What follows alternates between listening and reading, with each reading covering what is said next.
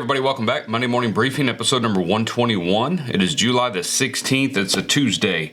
Apologize, we didn't have a briefing last week, which was the week after the July 4th weekend. As you know, we had two things going on. One, we had a sale that we ran that weekend on blemish packs, and I want to thank everybody that took advantage of that sale because we were able to move a lot of blemish material packs out of here, which gave us some room in our inventory base here for putting more material packs in there, obviously. But Claudia had particularly a lot of knife sheaths, and you guys really took advantage of that and helped her out a bunch, and got a little savings on those. And so we want to thank you for that. That sale did really well as far as doing what we needed it to do, move some of that material. But then we also had Hurricane Beryl coming, and it was supposed to come that Monday straight towards us. And we've had a lot of y'all reach out. I want to thank you and those that we spoke to know this already. But we ended up not. I woke up. We spent all day that Sunday just trying to get everything ready at the house and things like that. I grew up on the coast down around Corpus Christi my whole life, and so I'm not an expert on hurricanes, nothing like that, but I've dealt with them before, and so I knew to pick up things in the yard and kind of get things, but we didn't board up or anything like that.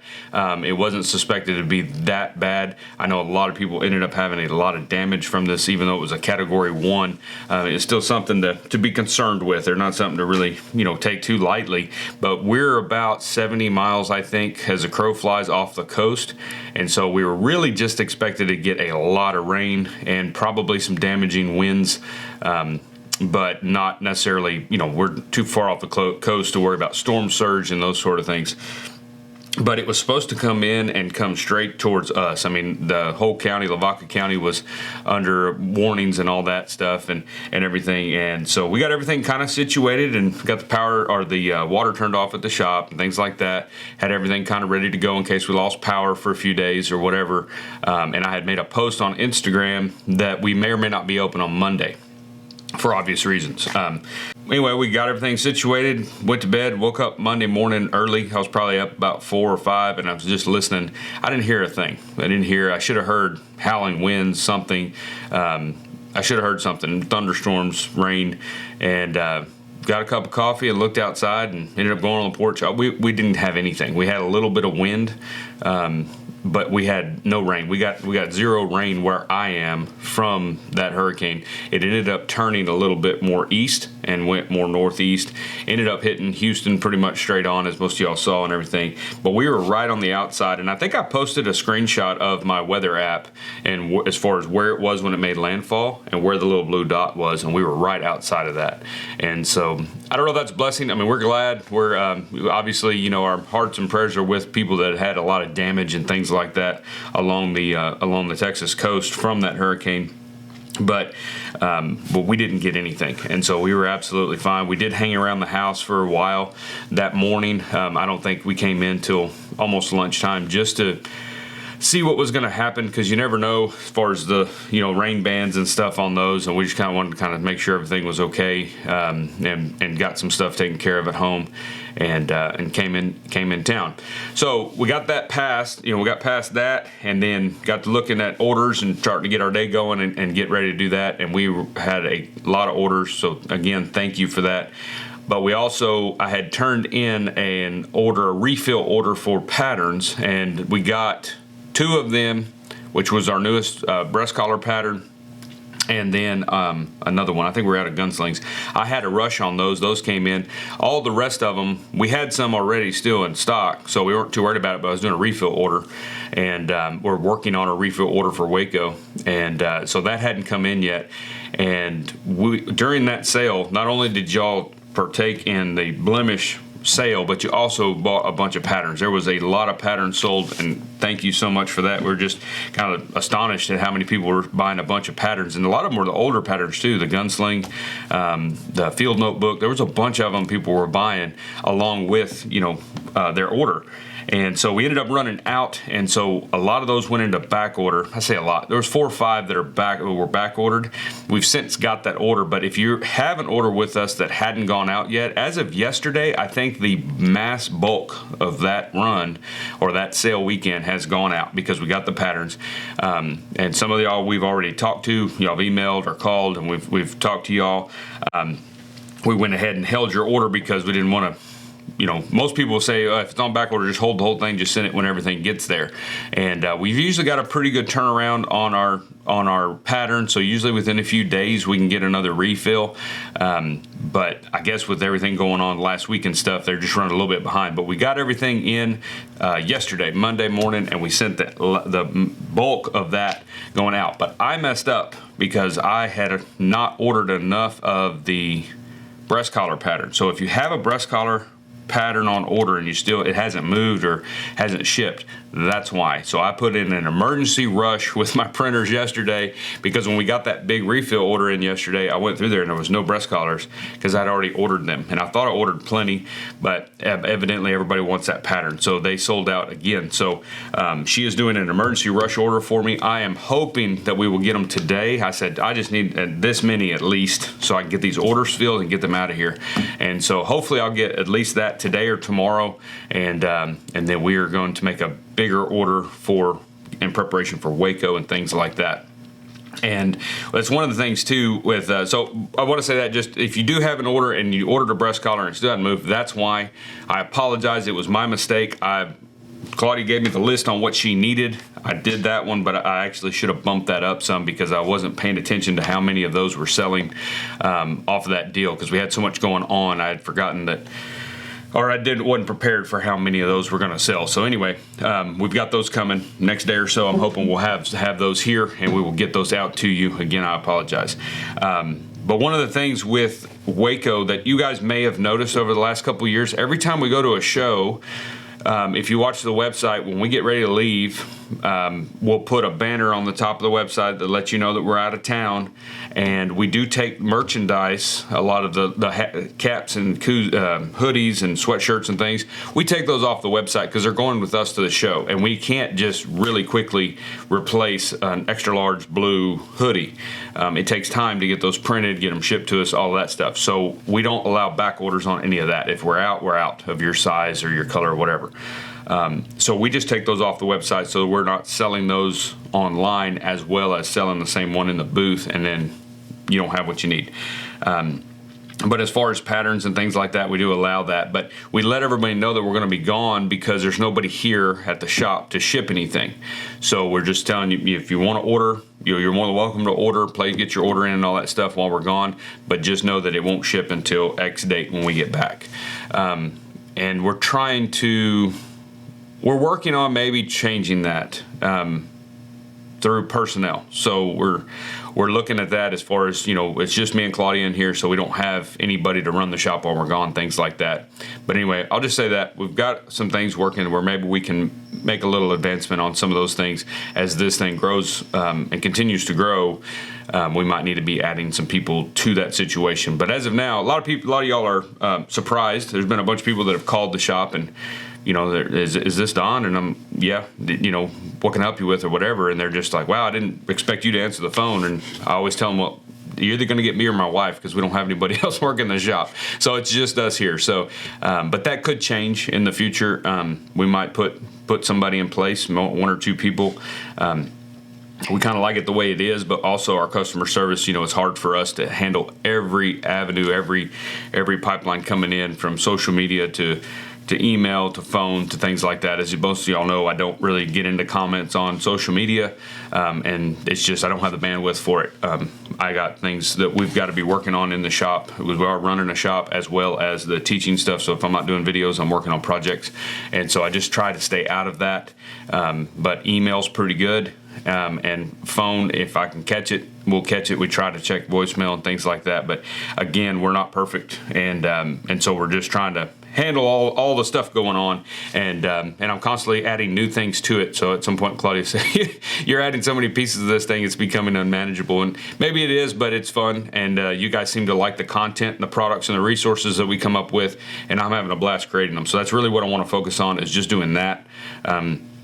Because whether it's a pattern or a resource booklet or an online class or just a tip video, I have a good time doing it. So we're going to keep doing that for sure. I'm just trying to figure out the management side of that thing. So we're working on that. We've got some things working and some ideas that I think are going to be very beneficial just for the day-to-day operations of the company, to benefit you better and be a little bit more fluid and a little bit more, on point.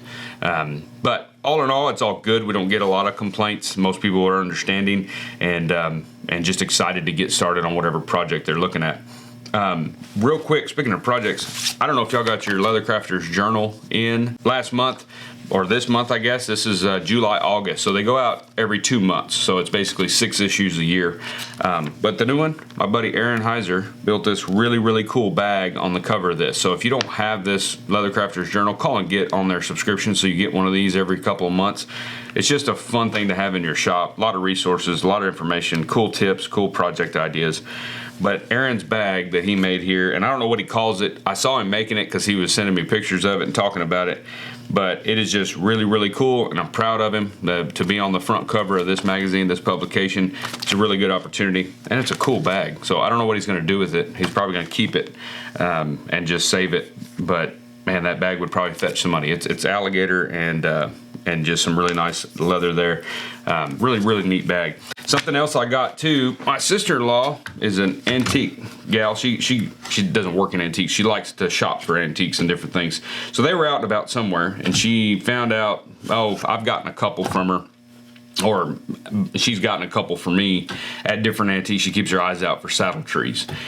She was somewhere and found this tree and sent my wife a picture and said, would Don want this tree? Well, I have an interest in maybe at some point building a charro saddle, Mexican charro saddle. This is some idea of one, but it's not very good. We'll talk about that in a minute.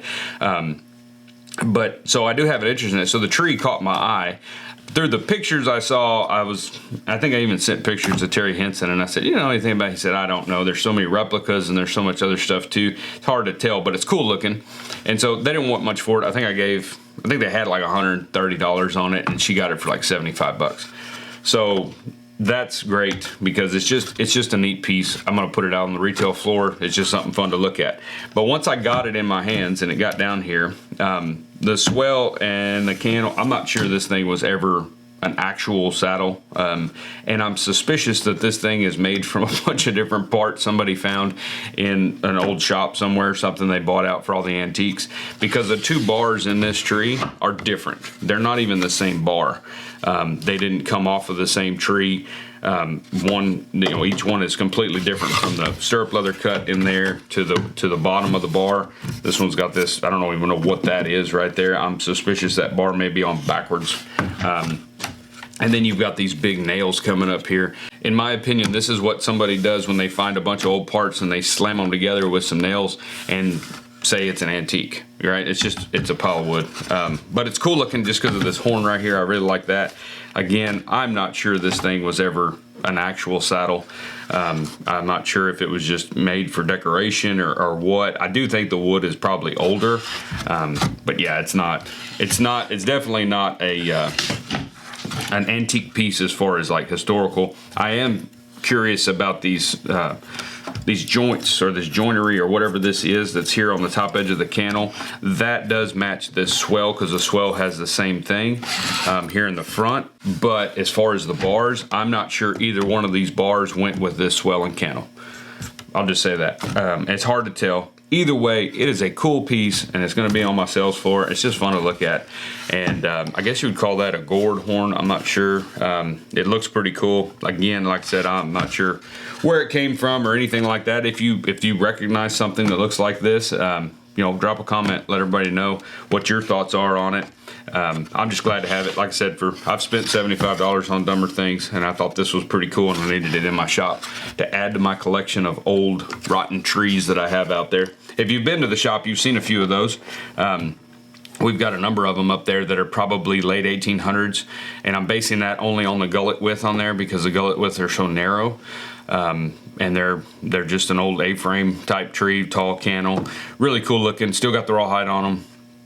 and those kind of things. And so I like that stuff for decoration. I like having it around, and it's a neat thing to look at those trees and compare them to the trees that we're using now and the way the bar styles are and measurements and things like that. So it's really interesting. But outside of that, yes, all last week we mainly were cutting and fulfilling orders that we could, like I said, without the ones we didn't have, or the ones we had patterns for, and made some good progress on saddles. I did have a little oops on one saddle. So if you follow me on Instagram, you probably saw this saddle here actually had the seat in it already and things. Mistakes are made by every level of craftsman out there, but apparently I didn't look at the picture with them. This guy's got 4 or 5 of my saddles, and so he's a good customer, but he had sent me a picture of the last saddle I built him, said, want just like this. Cool. Got it rolling. I never paid attention, but he wanted a pencil roll, and I did a Cheyenne roll, and that's just my goof. I just was in a hurry, assumed, and shouldn't have assumed. I should have gone back to the picture to reference. But anyway, so we pulled that out, and we're getting it back lined out where it's supposed to be, so it'll have a pencil roll. So if you saw that picture, that saddle was almost done. Now we're back a few steps further, and one of these days I'll go through I have a build sheet that I talk about, or that I use, that has all the building steps, the way I break them down into what I call phases, and each phase is a day. And so if you do all of those steps within each phase in a day, then you can build a saddle in about 6 days. That's not tooling, obviously. It doesn't have any tooling in that build sheet, but it'll take you a day for each one of those. And so this one we're back a phase or so. I had to pull the seat out and make some adjustments. But hey, it's no big deal. I knew it was my fault. I called him immediately and said, I think I screwed up. And so we laughed about it. He was fine with it. And so we'll get it fixed up. This one here, we got a seat in it yesterday and get it wrapped up. Some of y'all have seen the repairs that we're working on. We do have a few that I'm working on that are our saddles. One of them in particular had the horn that was really burned through down to the metal. And like I said, that saddle has been used a lot. And it's holding up good. But that part there, so what we did was we took the swell cover off, took the horn wrap. There wasn't much of the wrap left. If y'all saw some of the early postings on that saddle when we started repairing it, there wasn't much of the horn wrap actually left, but the horn cap was still there and straight. We pulled all of that off. We put a new piece of wood on top of the horn. We filled in that gouge where that nylon had burned through down in there, and then we did a full fiberglass wrap all the way around the swell. That's why I took the swell cover off, because we wanted to be sure and go all the way around the top end of that front, so that we get a good glass job on there. And because the horn feels stout, the bolts are still good. He didn't burn through the metal, so to speak. It was just down through the wood to the metal. So I feel like it's good. We did the probably overkill on it as far as our fiberglass job, but we'll try to post a picture of that today on Instagram to show you what that looked like when it's done. I'm not a fiberglass expert, but I can put a little glass on stuff if I need to, and I feel like it's good to go. So we'll get a horn on it and get its swell cover back on, and then we've got a few other repairs to do on it, and it'll be ready to roll. And hopefully he'll get another 8 or 10 years out of it, like he's gotten out of this one. And then we've got a couple others that we've got some just time and wear and tear, and these saddles that are out there with these guys that ride every single day, all day, working out of these things, they take a lot of abuse, and so no matter how good you build them, no matter how stout you build them, no matter what you do, the elements, especially down here, and the weather, can wreak havoc on the leather. And so you've just got stuff that wears out over time. It's not going to last forever if it's used hard.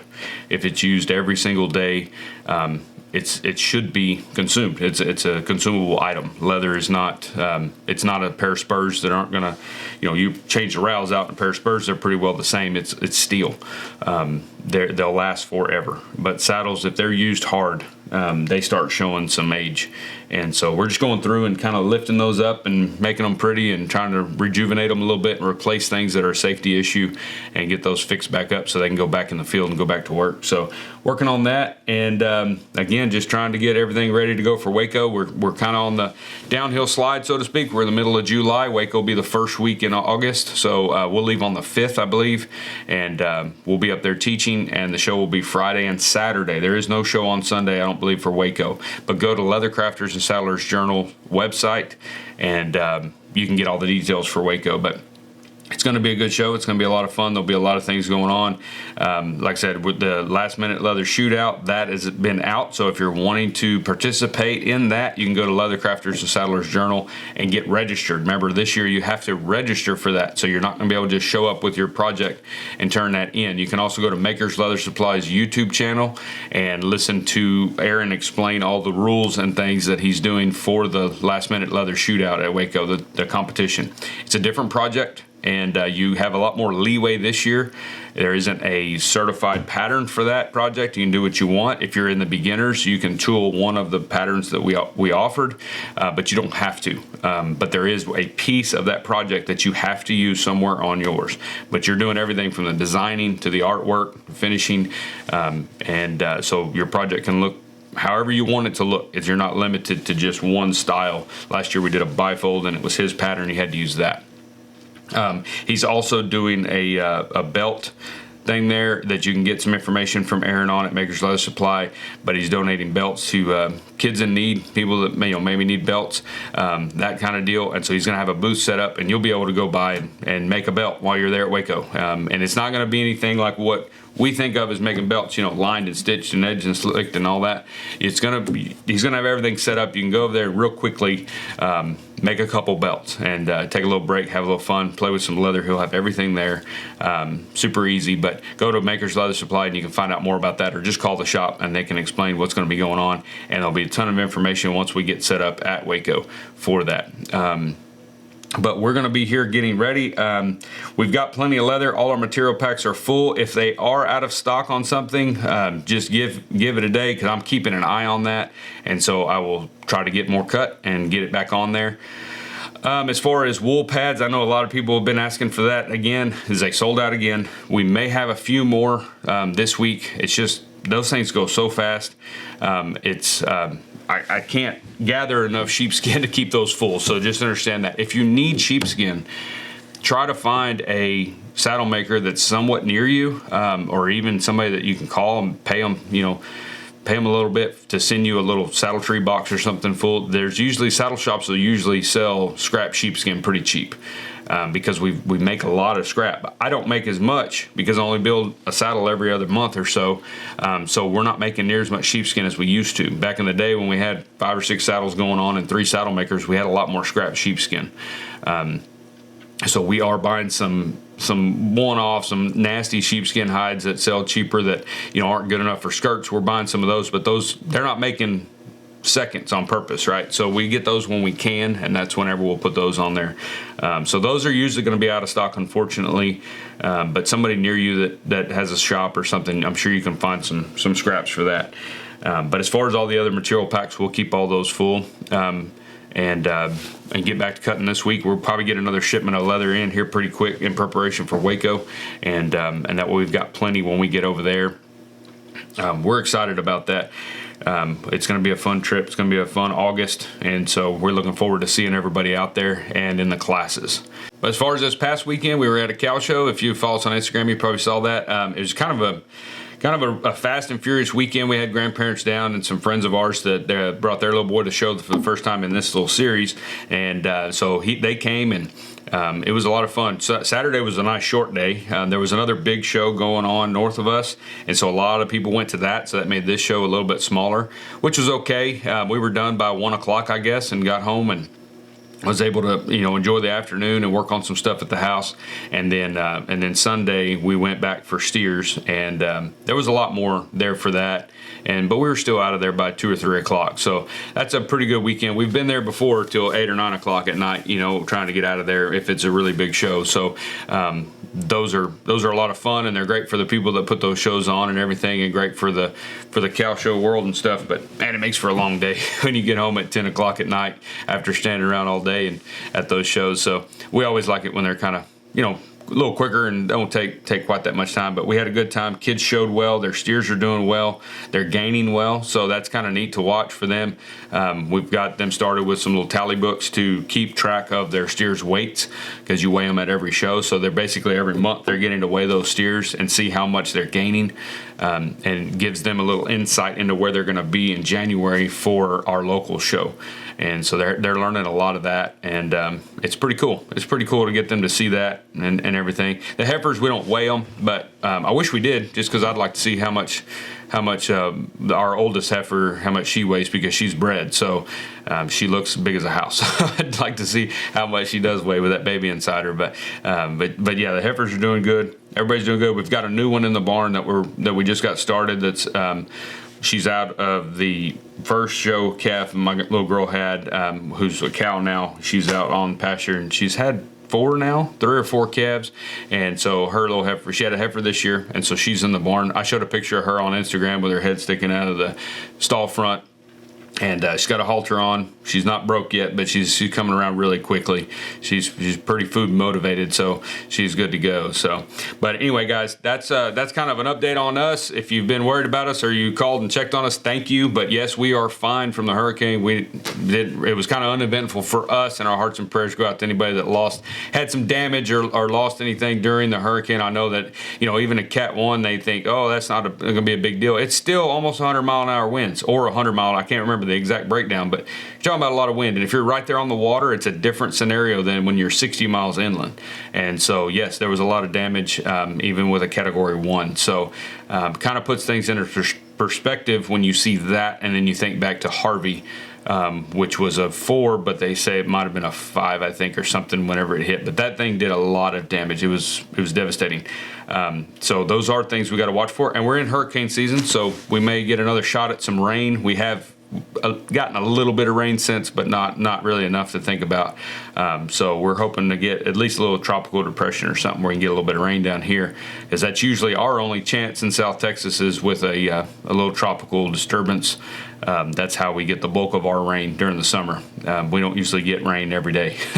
So, but anyway, we're going to get back to work. I'm going to get back at it. Claudia will be up here in a little bit. Like I said, if you're waiting on if you've got a breast collar pattern on order, I apologize. It was my bad. I thought I had ordered them, which I had ordered them, but I ordered them before. Anyway, we got more coming. An emergency rush situation. They may show up today. If not, I'm hoping tomorrow, and we will get those out to you, and we'll throw a little extra goodies in there for you since you had to wait, and I apologize for that. Seen a few of y'all make that breast collar already online. Or in the process of making it. Looking good. Looks really cool. I've had a couple people call and ask a question about the hardware. You guys can adapt and use whatever hardware you want to. That pattern is pretty versatile. We are going to have dies made for that breast collar, so that if you want to buy 13, 15 ounce clicked out pieces, that will be coming soon. I'm going to try to get that pattern sent off today or tomorrow to Texas Custom Dies, which is who we use for our dies. And so we might have that as a material pack here pretty soon. I'm not really concerned if it sells really well or not. I don't know how many of you guys make breast collars or tack, but for me, because I really don't like cutting those out by hand, so that would be really, really nice. So 20 years I've never had a die for that breast collar, so it'll be nice to have that for myself at least. So but we're going to do that. I appreciate you guys watching. Be sure to go to dgsaddlery.com and sign up for the Leathercraft newsletter, and we'll see you next week in the Monday morning briefing.